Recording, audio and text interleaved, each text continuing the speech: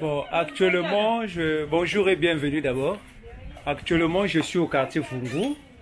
Je suis chez le président, Willy Ouara. C'est un sapeur. Il est là devant moi. Pour ceux qui le connaissent, c'est un vieux sapeur. Aujourd'hui, on va un peu parler de lui. Parce que dans d'autres émissions, on a parlé des autres sapeurs.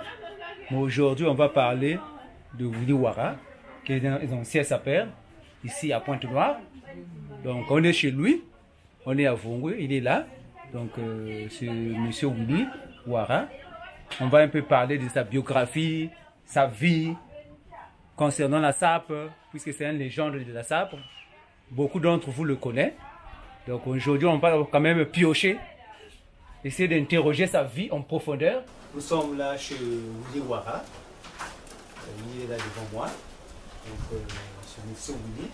C'est un ancien sapeur, ceux qui le connaissent. Mais je ne vais pas parler, c'est lui-même qui va vous parler de sa biographie, de qui il est. Puisqu'on a quand même entendu parler d'autres sapeurs en France, à Brazzaville, sur d'autres émissions.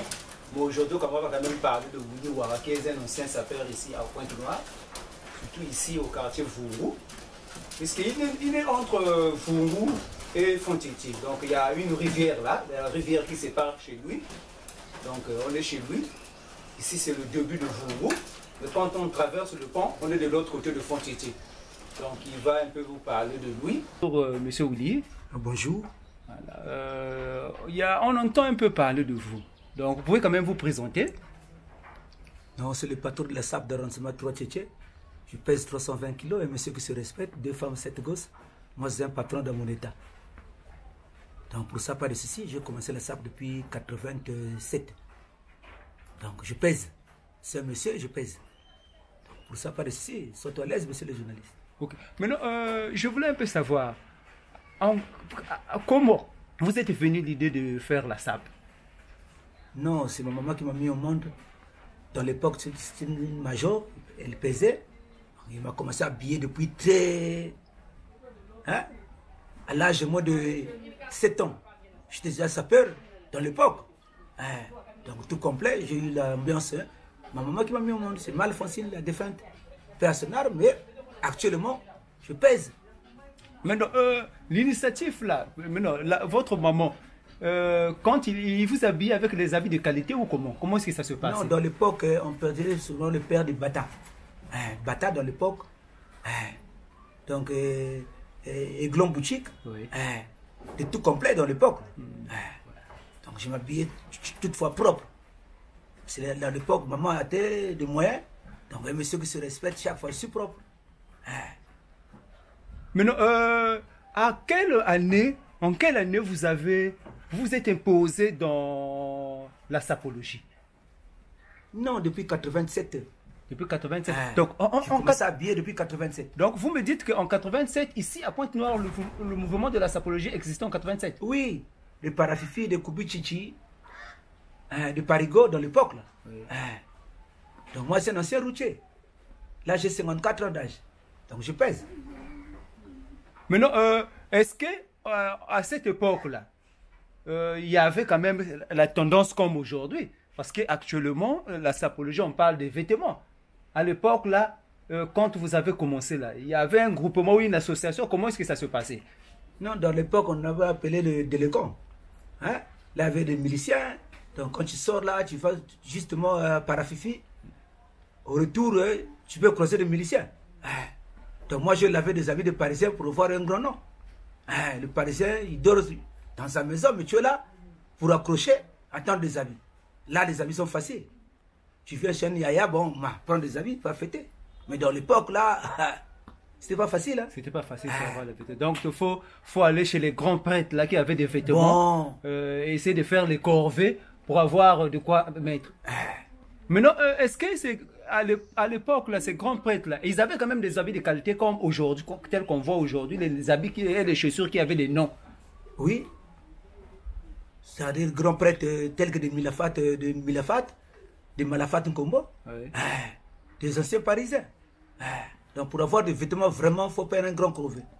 Là, les vêtements sont faciles. Hein? La vie continue.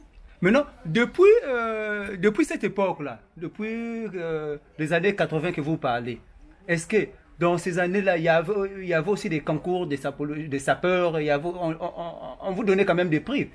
Ouais, parce que j'ai fêté les amoureux de Lausanne de l'époque.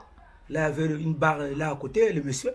J'avais fêté avec le Machafat Crochet, les poètes de Moukachoul, Debamonga de Capraseke, Alvaro Mwanza, Luc de Gama. Donc, ça, c'est mes amis qu'on a fêté dans l'époque. Les amoureux de Lausanne. L'encadré, c'était Fanel Oubiemo. Père à son arme, il était mort, mais père à son arme. Ça, c'est l'encadré dans l'époque. Maintenant, est-ce que il y avait quand même, il y avait des organisations qui vous soutenaient, qui donnaient quand même des prix à de meilleurs sapeurs à cette époque-là? Oui. Il y avait un grand concours de la SAP qui avait organisé chez Gaëtan Kodia. Oui. Ça, c'était en quelle année? 2002. Après 2005, il y a Brasil qui a fait une organisation. Celui qui avait remporté ça, c'est le monsieur là, comment il s'appelle, champion Lima, le numéro 1. Celui qui contrôle le lancement 4. Donc, dans l'époque là, je suis simple invité. Celui qui a remporté ça, c'est champion Lima. Pas de complexe. Maintenant, à cette époque-là, il y avait quand même la forme. Oui. Quelques vêtements ou bien... Non, il y avait la forme. Parce que son habillage, c'était Gianni Umberto. Il est en face de la mairie centrale en ville. Donc maintenant, les vêtements là, à cette époque-là, vous avez quand même une activité à laquelle vous trouvez quand même le moyen d'acheter les vêtements, ou bien vous avez que seulement, vous partez seulement, comme peut-être que vous avez dit au début, partez faire les corvées chez vos grands pour avoir ces vêtements-là. Non, après tout ça là, j'étais... Puisqu'on est en train de parler de vous, oui, de la forme que vous avez eue à cette époque-là, puisque vous me parlez de 2002, bon. Lorsque vous avez fait, comment on appelle, le Gaëtan Kodia vous avez invité, est-ce que vous avez, à cette époque-là, vous avez vos propres vêtements de marque? Déjà, parce que j'étais un vendeur de produits pharmaceutiques au marché de Mambanzila, donc j'avais déjà un peu de moyens pour payer les vêtements. Actuellement, c'est un habilleur. À cette époque-là, vous avez quel genre de vêtements? Par exemple, costumes, par exemple, chaussures? Non, l'ambiance pour rimer de couleurs, c'est toujours Dakar. Hein? Dakar, deux couleurs, règle de deux, ça va rapporter plein de santé. Il faut foncer avec le Dakar. Tout compris, c'est trop facile. Maintenant, je suis en train de parler concernant vous. Parce que je ne comprends pas. La sapologie, est-ce que c'est avoir des vêtements de marque ou bien savoir mettre les couleurs? C'est que non, savoir rimer les couleurs. Tu peux mettre une tenue de ville, tout complet, ça marche pas. Entre-temps, quand je suis les émissions avec la diaspora européenne, quand ils font les émissions, ils nous parlent un peu des vêtements. Puisqu'il y a des sapeurs qui n'ont pas vraiment des vêtements de qualité, qui mettent n'importe quoi. Là, tu as vu quoi, là, tu as vu quoi, marque, tu as vu quoi, où tu es en Turquie, contrefaçon. Maintenant, vous, est-ce que en 2002, il y avait quand même les vêtements, il y avait des vêtements de marque, pas de contrefaçon, pour vous-même, pas ce que vous étiez en train d'emprunter chez les autres? Non, 2002, j'avais déjà beaucoup de vêtements. Parce que moi, c'est un habilleur. Je vends des habits. Moi, c'est un habilleur. Chez Ngabi Lamba, c'est facile. Hein? Ngabi Lamba, c'est facile parce que Ngabi Lamba, c'est Lamba. Tu peux avoir au moins 57 paires. Oui, mais non, oui, avoir 57 paires, là n'est pas le problème. Mais le problème, est-ce que Bilamba, il y a qualité, il y a vrai, ou bien il y a biloko ya. Oui, non, moi je reçois des colis, non? Moi, je monsieur, je pèse, je reçois des colis. Donc, chez Ngabi Lamba, c'est facile. Au moins, Emmanuel Kane a croisé, Nanobala Changote, mais Nazola Tambo. Oba nouveauté. Hein? Emmanuel Kane a croisé 2 boutons surmontés, poignée ouvrant. Chemise à blanc foufou, cravate nez de scrap. Oh, eza biloko batiaka bakachete parce que la babilamba mususu tomonaka bazwi caché ya moto ya zana combo batiekaka pona ko lakisa keza marque wana oyo keza vraiment d'origine était. Non, photocopie dans le vrai ce que moni yomoko ilamba oyebi o photocopie au vrai. Donc connaisseur ce que monika moninga la telemi tel que ba combat la sap to wuchina matanga to pet moninga na biso simplice awa na pesi pas ce que front. Donc, bisous de coach au Santika, non? Motoko Santa Baragana. Ça, c'est un monsieur, t'as la niveau ça. Donc, bisous de Yeban. Maintenant, oyo olati oyo couture nini muta salango. Et uta au commandant ngo mikilis ou bien aux oa ngo kaka wana biso. Non, au petit nanga na poto, monsieur Martial, motati nanga kolio. Et ya kalamingité na ensemble sport et moi on a deux paires. Moi je le sors souvent de colis parce que maintenant il y a pas parisien. Oyo eza couture nini muta tongango. Emmanuel Khan. Et ça réellement ou bien ils kaka botika kakashia Emmanuel Khan ou bien ils vrai bilamba oui. Non, c'est dans le vrai parce que ils ont croisé na ko fongolango te so que c'est là qui deux boutons surmontés na ko fongolango o croisé ba fongolango te. OK. Maintenant awa nazomona awa tango nazomona na C. Voilà, o isa chaussure nini olati awa. O boucle Berluti. Ozomona ngo noir à doisi. Na ba filature. Maintenant, oyo, maison nini ya salada. Monsieur Berluti. Berluti, c'est un Italien. Bon. D'origine ou bien Ezabiloko, puisque concernant Bilamba, il y a un bateau qui a contrefaçon. Ba copie comme ebelé. Photocopie c'est original. Dès qu'on zoom on a ressenti non au Berluti. Au mon tête de Vanda. Au mon abord mon Santa Barano, on a Berluti. Là ça la bilo on a été.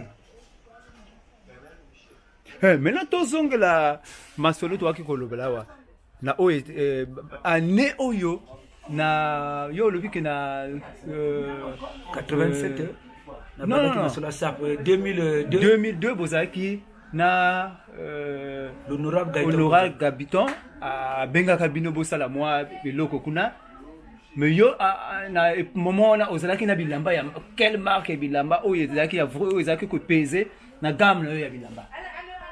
Dans l'époque, dans cela qui n'a pas belé parce que cela qui fait dans les messieurs, n'a pas Rachel, n'a pas Adolphe, n'a pas Blaise, n'a pas Willy Morgamo.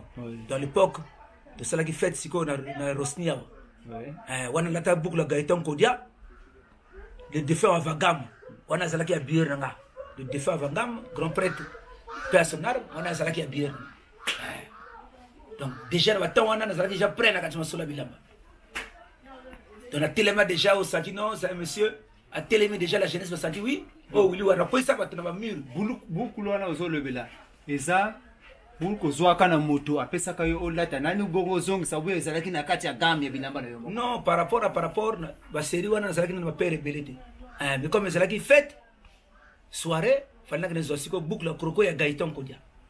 On a ngana ko bima kuna te passer connaissance de la qui trop mon était mais de faire vangam motama solo ye motakene zo siko borwana a petinanga tekatai bangisa bangaya donc ngamo na remporter fait wana Rachel motabimaki deuxième ngana bimaki tête de machine.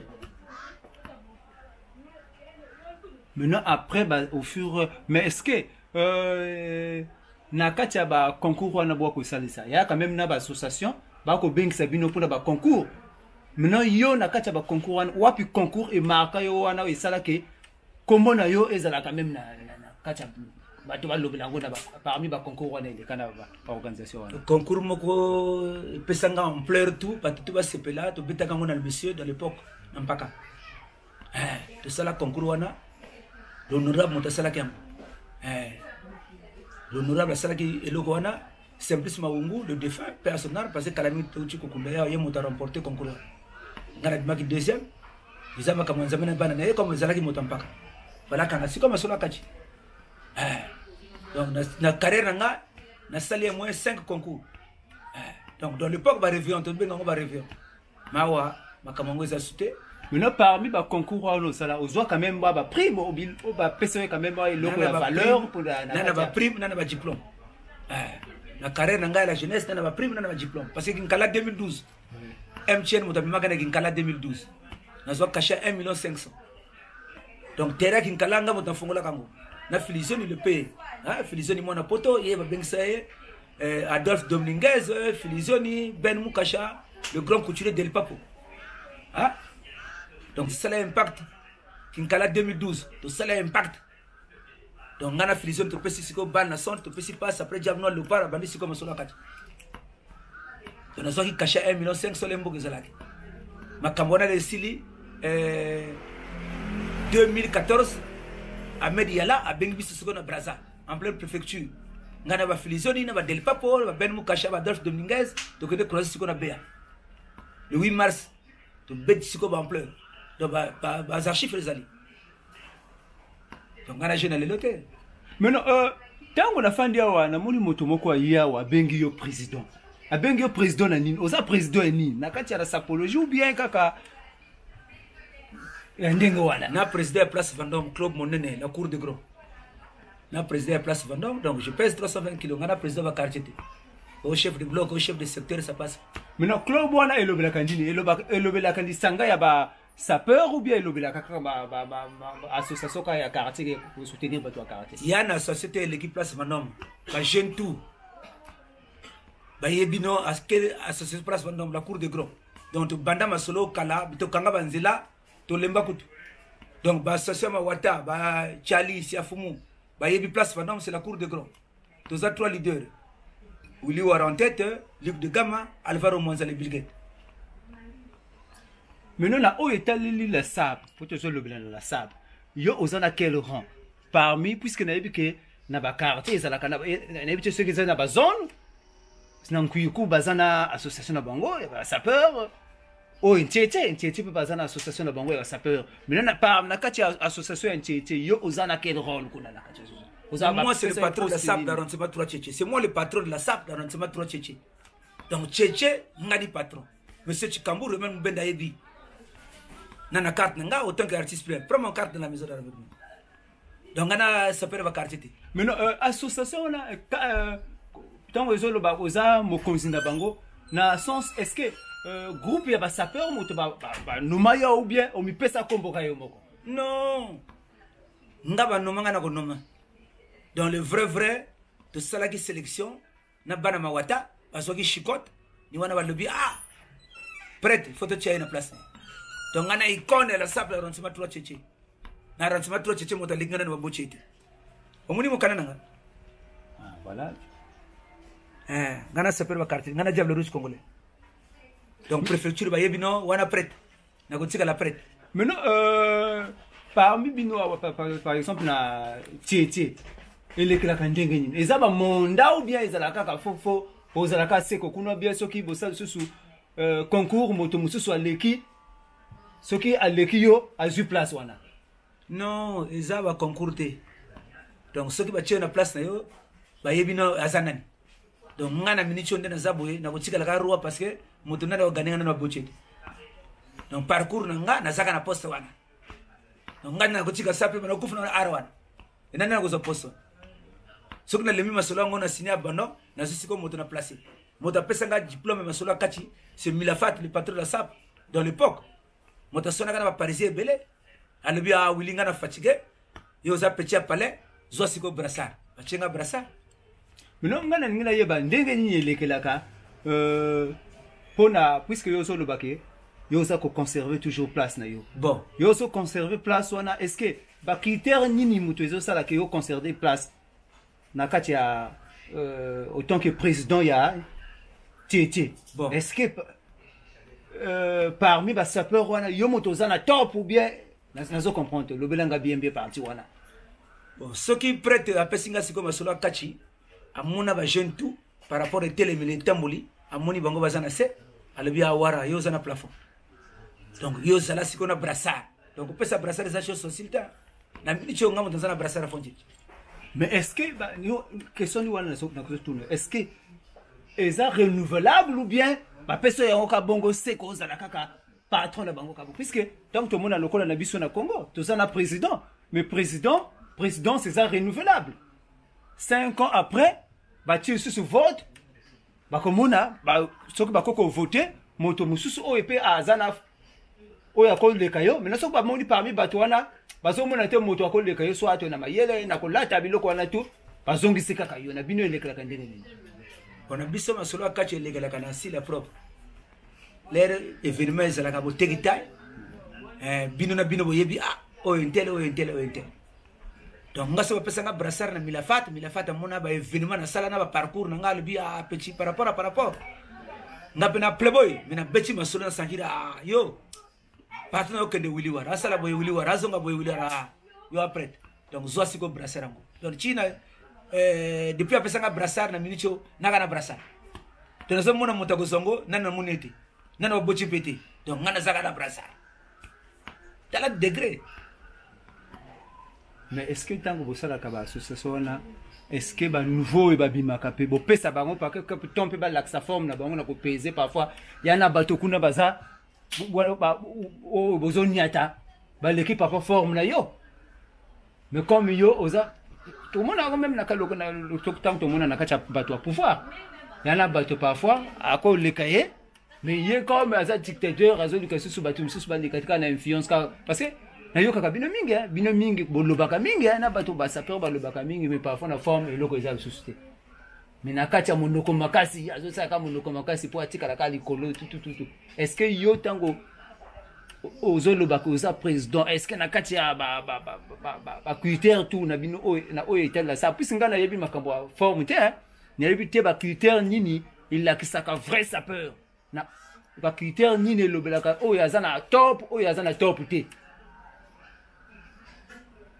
Moi nazotuna est-ce que yo ozana ba critère et c'est que parmi bateau yo okwaza kana kati ya tango bokuta na kabino na bino puis il y a bateau parfois croiser moi no ya saka petit mais ni kofi na ye vraiment akole kanga mais na monoko makasi ozo maintenir kaka parce que ina senso na nazolobela na senso na nazolobela na landi osiko mais na minicho arrondissement 3 ngai na za top. On n'a pas de polémique, moi de toi yebi. Donc na mpaka na uzo petit moko boye Maxon Sida Bilele. Yé pas un plafond mais ba wana bana pale. Na nkuiku na uzo le t-shirt, na uzo champion liman, na uzo bardol. Bango misato wali la rachit. Bon, wana masolo akachi na ko landela masolo na bangote. Mais to yeba ni biso na biso. Lero yo le ki intel, yo donc tala niveau gaz wana. Donc ngana kombo gaz na sala ka ba jeter côté ni côté ko leka quartier ni quartier na ponte na minicho quartier ni quartier ko kende tuna ka oyebi sapeur moko Willy War chika ya sala ka ba jeter donc ngai na côté wana ngama kangwa ono pesinga nouvelle na 13h 16h morning na spectacle falo yebi sanga kala ngana sala ka ba jeter na kochika na Palestine na bimi pa masolo ka. Mais non, na lingi na yeba parmi les associations de bino na bas adhérents bato asika soki ba ye ndenge nini boko reconnaître que oye a commencé à commis sa père puis y en a bato pe ayebi na ye ko lata maza sa père te bon y en a bato azana frère na ye maza sa père te mais non nini elakisa que moto yo aza sa père non biso zana ba critère biso za le col de sable faut côté na solo les gana test un pas qui va un pas qui revient petit reflet de tester yo de sentir non de chesi ko na place test toi les alaka nini nani lobela biso puisque to ça na plateau bato mingi bazolanda yo faut ba yeba nini moto la kisiki la kisaka ke ye aza sape parce que to mona mususu kaka o mona eloko alati eza malunga te mais monoko kaya ko loba azo influencer baninga na type ya ba saper nini ke la kisaka ke moto aza vrai saper dans le vrai test ça ndenge nini na associé biso place vendom va ko tanga ma solo faut pesa chaise à plastique na 5000 au continue ma solo ozana bilamba na yo mo yebi ko classe ngote to chesi ko na temps tenio balata ngo boye o balata ngo boye to chesi ko to classe to pesa ba démarrage encore na ko impressionner bangaya après mbala mo ko continue ka ma solo. Maintenant faut aller au moins na quel genre de fringue bilamba nini oh et taliba parce que tout le monde a bilamba isa ibele bilamba keseni surtout na zando bon comme chinois comme là vous allez confirmer que vous sa peur faut motoana zana quel type ya bilamba au moins combien d'ensemble tout ça non bilamba eza motona shone okozo borambata pour faire croire la jeunesse non c'est de le vrai. Moi je le des habits là na kolando règle de savoir porter plein de sentin landi siko père na landi siko masula kati na bi au archifo na ochepe na temps parce que moi je peux marcher le mot ngai monta vérité ce que c'est ngo na tient na place ce que c'est ngo tepe na tient na place Maintenant, oyo azana bilamba oyo eza vraiment ya valeur te. Est-ce que beaucoup classé na kati ya ba sapeur? Non, ce que vous avez raison, ce que vous photocopie, tu as na place Vendôme, on est derrière na masolo na yo mais tu as na sima. OK, ne kanga couvre sur ici. Donc en réalité tant on a yo kala yo, en réalité na kati ya la sap bozana bilamba oyo bo sélectionner teke oyo vrai sapeur faut la ta tel bilamba suffit la ta bilamba. Maintenant bilamba oyo ko lata ni oyo ko laksa ozali boso bi ozala sima mais puisque dans chaque association tout le monde a même association où tout le monde dans la cité tout le monde a bazana modèle na bango que Garcia tela na kazi wana zwa quelques bouteilles pesa donc non eza masolo kati no yo ko lata no ba photocopie mais soki to kutani to yebani biso na biso oh quel tissu aussi chargement soki oza photocopie nga déjà les jeux les habits donc na mona ka ilamba na yebi o eza vrai o eza photocopie donc bilamba biso na biso to yebani leta teka ka taille to yebani ye a tellement bien ye a salisiko par hasard ye par rapport et puis c'est rapport mais oso pour répondre bien puisque yo lobby que bozana ba critère oyo et ça la kake bo confirmer moto que aza vrai sapeur bon puisque moto na ko reconnaître que aza vrai sapeur faut confirmation ezala faut confirmer que oui bon dimaye que oyo aza sapeur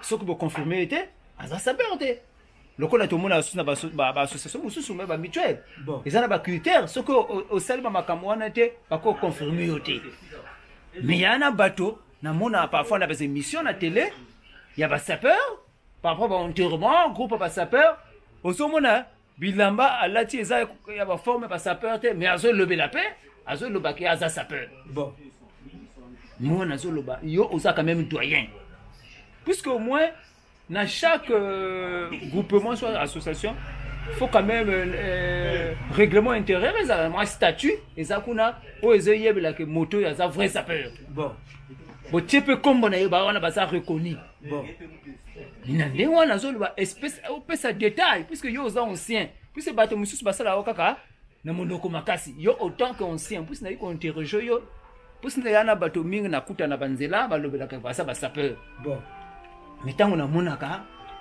na ba forme na bango eza ba forme ba sapeur te mais bino tout bo baluka na kati kuna bon nous na tulio pesa au moins qualité ya bilamba o sapeur akolwata wapi chaussure yo sapeur akolwata wapi tissu akolwata po to confirmer que aza sapeur faut azala na fringue nini ni wana nazo tuna puisque ngana za sapeur te na sana kati ya ba connaissance on yo moto za doyen oza quand même na kati ya connaissance puis oza quand même président bon yebi quand même makambo forme wana na ni wana nazo tuna yo expliquer biso bien na détail to yeba makambo forme na biso to yebi yango non makambo forme za ngo facile biso na biso to yebi par rapport à forme leto yeba kabilamba leto kutana na terrain au sentir ye a teki taille na marna ye la ti chinois parce que chinois ils ont na vrai donc vrai ni sur le terrain to yeba ka vrai donc on peut se voir détail parce que ce que débris na ki marna yo leto kutana na base au sentir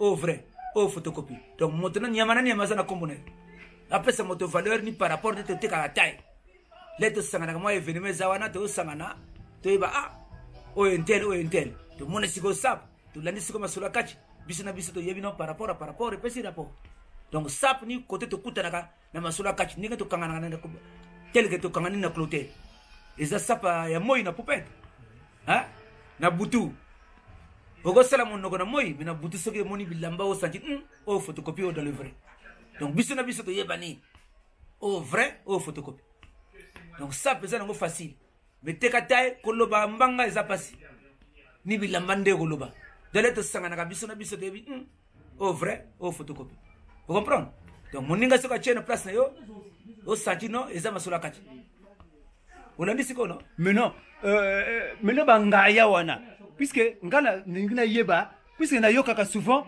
balobelaka ya zangaya o ya vrai sapeur confirmé différence na bango nini ko lakisake o ya zangaya o ya sapeur pour pesa biso différence wana puisque tango na monaka bino tout tango bosangana ko na bokombi ba sapeur bon puisque tango balobela ba sapeur bango tout baso tourner kuna na ba balati ba copie bali chinois Bon. bali ti oyo tonga ba couturier minene baza na Italie baza na France bango tu wana baza kaka wana maintenant biso mo tozo tala bino te éviter tozo yeba le souste vrai sapeur ni nani faux sapeur ngaya ni nani puis c'est surtout et le comment on a ça la remarque bino tu boye bokoloba puisque ngaya ako faire croire biso que là tu vrai loko biso de liberté ni wana au moins na yeko tuna yo moto ça prête aux quand même ancien on le bela biso que sok bomoni moto alati boy yo na zaka kangaya mais yo putain on a zo tuna yo lokola ozo ngoko bomba misusu mo banani wana ozo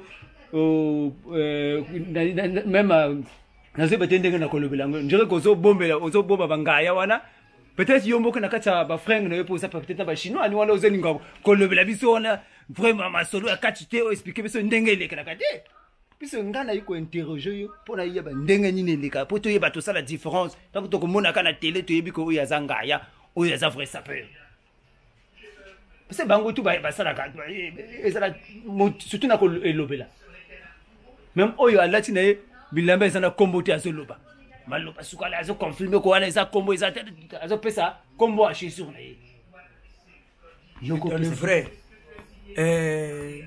sap na ko décortiquer jeune faut bo kangana l'air bo kangani siko moni il est mal habillé ngaya 100 mètres fois de dégage tu comprends non wana na disqualifié parce que ngana prêtre na yebi trop lena go sanjiri kaka au carton na tchona place non photocopie ça original ta carton ça carton original ça original donc ngana go décharger au photo kangana donc ce qui va bengo ngaya donc tu es disqualifié déjà parce que biso na masolo kachi lero kangana na moninga oyebi o vrai chéri o faux chéri donc biso na biso te yebani vous comprenez siko donc ngaya za na place na playboy pa za na place biso na biso te yebani o ngaya o playboy donc leto kangana kani kuna te yebaka o ngaya parce que va découvrir je perds carton tu es mal habillé 100 mètres fois 2 dégage vous comprenez mais la côte décortiquer moto kilité faut na mon aussi ko na aspect physique na mon siko tendance na yo et télémeli la télé le bien o ngaya mais tant que tout le monde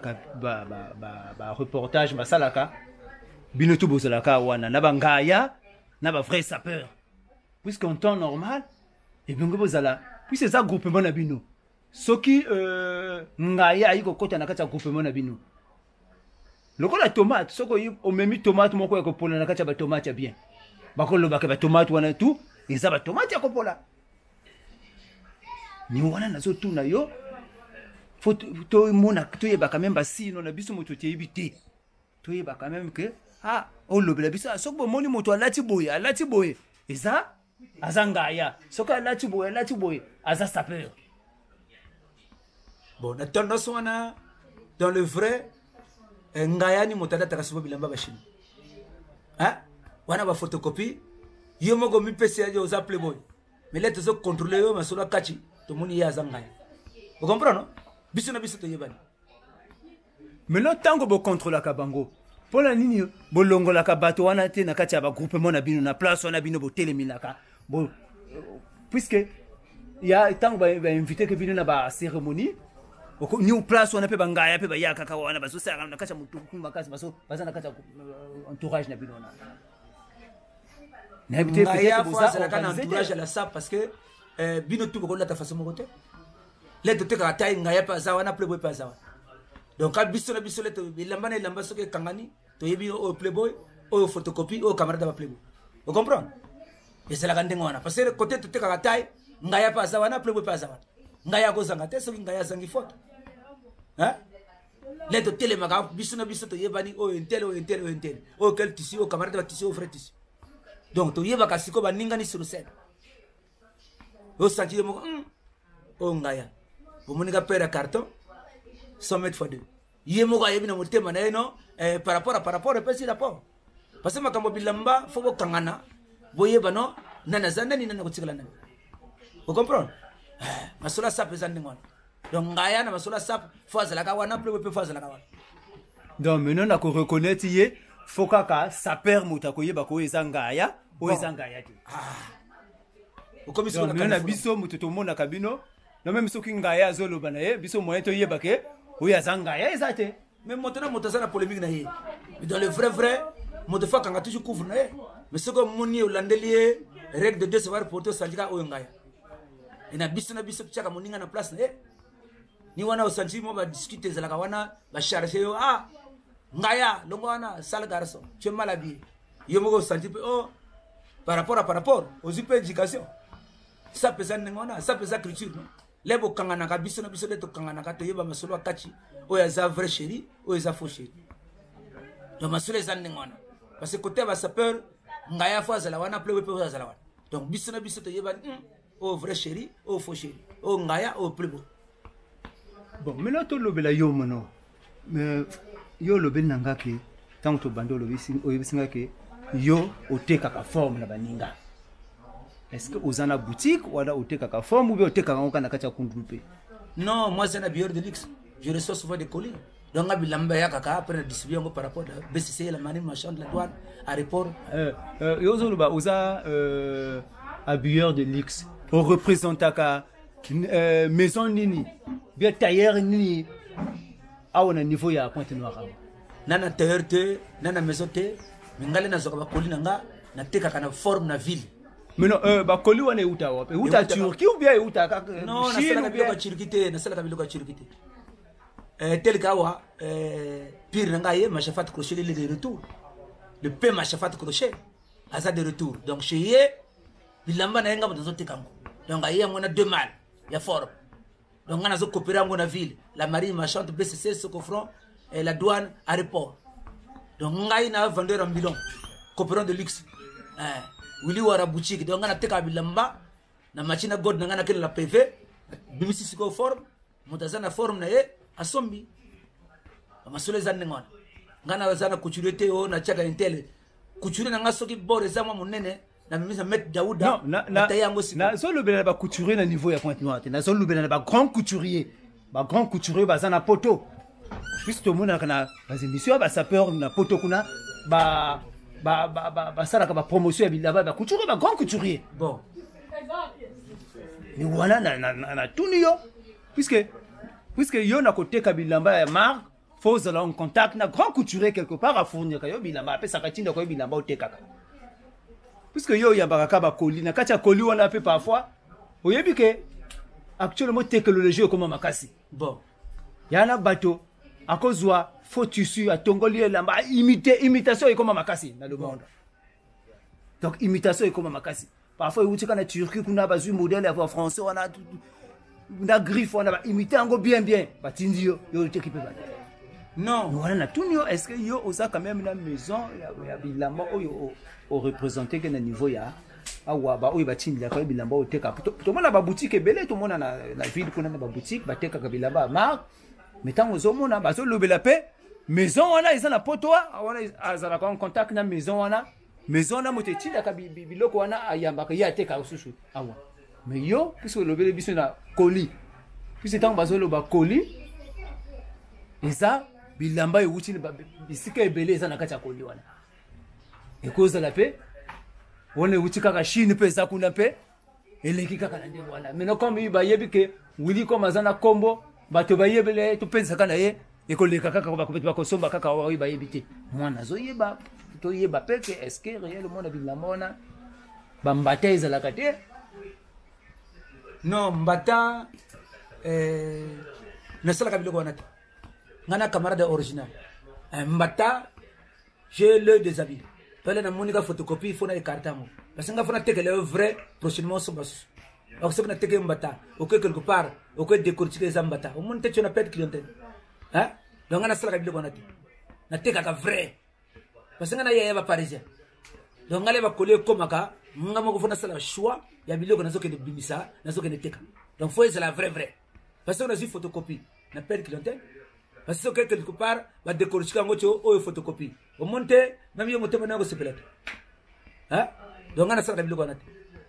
Na zoka ton na vérifier comment bilamba ce que c'est ce que c'est ngoté na sentir ah oh vrai na ibi tayo 56 54 58 na ibi ba tayo ba client nga donc costume ça na tayo na dena mo ga tayo par rapport à paparo intel malamu na ketika colline il peut sentir oui à que tu ne peux pas mokili parce que tu vas placer le loco faut que tu n'as quelque part ah est-ce que c'est ngo ina soki moto na lobi za ngote au monte na pete yo client faute donc ngabi loko na sala kangote na teka ka vrai hein maintenant yo moko na kati ya gamme na yo est-ce que gamme na yo est à jour puisqu'il y a bilamba mususu c'est vrai bilamba à valeur mais na poto kuna ba soldat ngo eza susu ba mindela lata ka mususu te mais eza bilamba à valeur bino awa bozo continuer ko lata ngo puisque yo lobelenga ko za sapeur oyo aza na combo na niveau ya ponton est-ce que bilamba oyo lata eza à jour puisque à jour tout le monde na poto mindela lata bilamba à jour hein oyo ebimi kala mingi te azu yango puisque na koza la vraie sapeur pour oza la jour c'est pas olata ka bilamba ya kala wana oyebika kecho na ponton eza moto aza na ngo te oko luksa ngo kuna mais eza me bilamba kala obimisi yango est-ce que yo oza na bilamba oyo à jour oyo ebimi oyo eza ya vrai combo wana eza ya koyebana na bato wana oza quand même nango ngana na top sur la une ngana sala ka biloko na top omoni ba nouvelle collection na lati Emmanuel Kane il y a 2 bouteilles croisées sur montée o ba nouvelle collection hein donc ngana sala ka biloko kala wana eza na bato kala ngana moto asika donc ngabi biloko asika na za na top donc ngana na mona ka masolo kachi par rapport na moto la redoute na moni saison biloko zo rene saison biloko zo rene donc ana osa jamais bora kala na kotsa moto mokile monte jo c'est archifo donc ngabi biloko na sala ka ngote na top na eba collection boro za na collection boye za bazola tango o bazola tango te donc basera kala za escala ya sikeza esika donc ngana minicho na kudo ya bilamba ngana sala ka bajete donc ngana top na top na kotika la pe na top vous comprenez masolo forme vraiment ngana na top hein monsieur le journaliste bon ok mais il y a na niveau ya pontoa nani aza président ya ba sapeur na niveau ya pontoa na 2000 puisque on va na 2025 hein 2025 nani aza président ya ba sapeur na niveau ya pontoa bon na minicho le patron de la SAP d'arrondissement 3 par arrondissement 3 c'est Milafat hein mon conseil ba sapeur parce que yemo ta sona kana ba sapeur ya Braza ya Kin na ba playboy tout donc yemo ta na Braza wana pas de polémique faut que tu na place donc il est président ba sapeur c'est l'arrondissement 3 arrondissement 4 arrondissement 5 arrondissement 6 c'est le patron de la SAP donc faut que tu aies na place ya za icône assistant sur la SAP. Vous comprenez? Donc, il y a ce que le bio aux vrai, ce que le bio est faux, parce qu'il y a une minute à la top. Pas de polémique. Vous comprenez? Donc, je suis les andingwana. Ok, bon, quand émission, mais malgré la question que vous avez posée, au Pessinga en profondeur, non, on a tué la place. Ngaya, bako décortiquer kiligilité. Ngaya, faut côté sur scène. Après, on décortiquer. Motazo leka boye vanité au monde c'est un injure public c'est pas trop sérieux la gendarmerie bako kangayo hein ni biso na biso ba plewele to kanganaka oko finga moninga ngaya femme la maya malili a supporter kuchi wana mais motanga nazo leka sur le mal habillé au finga ngaya wana injure public non kana nazo lobela na bato bazo leka te na lobeli tango ba événement na bino tango organiser que ba événement na bino tant que ba sapeur puisque y en a ba événement et concerné kaka ba sapeur enterrement ya sapeur akufi. Ah, lelo ça anniversaire, quel anniversaire il y a association, il y a pas sapeur. Il n'y a pas genre parce événement là. Mon comment on appelle parfois motomoko na kati ya groupe loana la bilamba olati alati ozo monango keza na forme ba sapeur te ni wana lobeli. Ouais, mais ni wana to kanga, ni wana yebisio, le to kanga na biso na biso wa playboy. To yebani au vrai au photocopie. Ni kuna gozo chargement. Parce que playboy kota za ngaya ko zangati. Vous comprenez? Playboy zawana ngaya pa zawana. Nene biso na to kangana kato yebi o vrai chéri, o faux chéri. Par rapport à aspect. Condition physique bo télémi au senti. O ya prêta. Monika elamba la télémi au senti. O prêta. Yemoko po senti ah ça c'est monsieur. Yemoko senti o ngaya. 100 mètres fois 2. Vous comprenez? Là to kangana to yeba ngaya na Playboy. OK. Maintenant awa to zana 2025. Au combien des années na kati la sapologie? Combien de ans autant que sapeur? Donc l'aide de lundi masolo vraiment moi j'ai 37 ans, il y a pas la maresse nanga. 37 ans sap, na zaka na top. Toi depuis na bandaka masolo wana chi lelo vraiment na okufa na forme. Na zali kola aigle. Na négociation. Mais est-ce que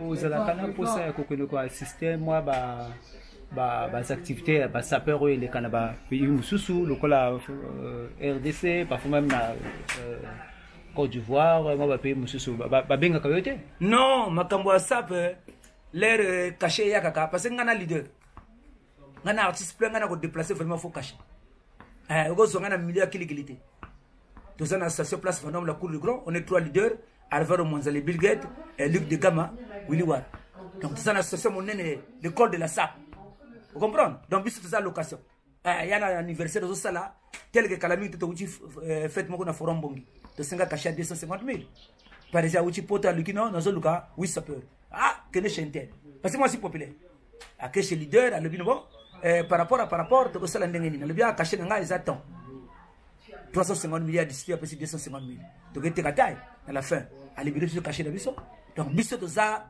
allocation yo ça na manifestation fête retrait de deux aux bala on invité biso to yo côté kataille biso to tambola kilikilité donc peut-être mon ninga s'appelle Koufi ça se comprend oui te kitaille mais solo car mais biso ça na station place Vendôme la cour de Grand donc biso na ko déplacer vraiment faut cacher donc dès naza boye na leader dans mon état na déplacer ka kilikili et aussi parce que yo za journaliste international non nga autant que leader publicité et ça nango gratuit nga nango sengo cacheté yo za journaliste international bongo pesa gaz à leader ya masolo kati vous comprenez donc moi je pèse na likolo donc nango zonga siko na anniversaire na yo vraiment faut cacher sans cacher vraiment comme on nga libanda ta nga leader dans mon état na grenete ka taille kilikili na tambola ka pe kilikilité donc nga so na bimilo likambo ça vous comprenez parce que yo eza rendez-vous leader na koya na base na zo siko masolo kati non pas de souci parce que ni bino ba journaliste pour ça ka gaz na biso vous comprenez donc moi c'est simple na yebi ko fana bato mais ngai na ko teka taille quelque part faut cacher awa to uchi kala mingi te ba benga na majingu na préfère majingu et par rapport à cacher wana ezalaki na tourna si na lebi wa par rapport et puis rapport na chini siko baninga boko nete kataye moi monsieur je pèse donc nga cacher na nga fo za kalikolo vous comprenez OK donc les andingona na tient na place na yo ouais mais non to comme à la fin banani oko pesa mbote cassé na ba oui bazo suivre na niveau international non niveau international Chadrel Mansanga zalaga wana umela wana kuzena nga propre na petit déjà salam le 7 dans le la siko fête mais le 7 septembre na classe awa nana uniforme mais na père mère carabinier ça fait 4 mois de cela donc le 7 na le la fête mère même journaliste international il faut zalawana parce que ça ma sola kati vous comprenez donc mon sélection na place Vendôme la cour de Grand tous les 3 leaders ba zalawana to ko benga ba sapera nkuiku Charlie Longili Makaima Kayampaka vous comprenez bango tu faut bazala parce que prêt à zo fêter donc yo au ça la fin de polémique le 7 parce que siko na continue petit studio bazo ça album faut bima déjà donc dans 2 jours album est bima donc faut so album wana au ça la promotion album wana donc le 7 septembre to ko ça la classe après boulangerie ba Karo ya Vungu en diagonale ngana classe to ko ça la le 7 donc comme ba numéro de téléphone ezali nga depuis le 6 na ko ça la on attend on se préparer pour matos na yo le 7 on y a côté kataille on zo isiko au fin de polémique on a ko senti ba vrai na ba camarade ba vrai.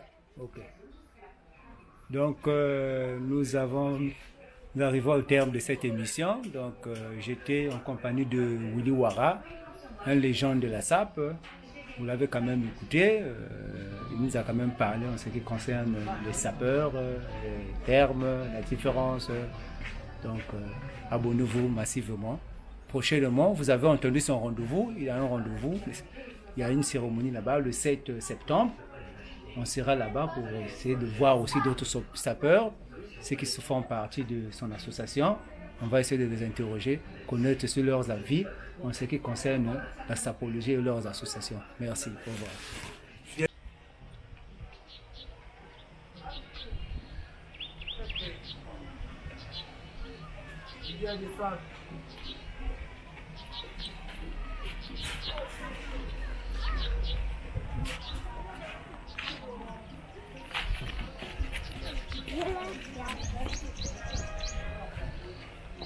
Règle de deux, ça va reporter plein de santé, le gars par chemin d'Italie.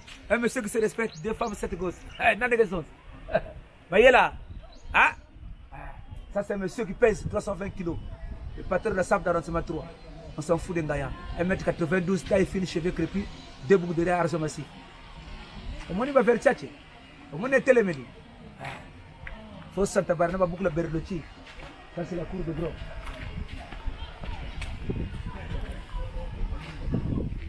Ok?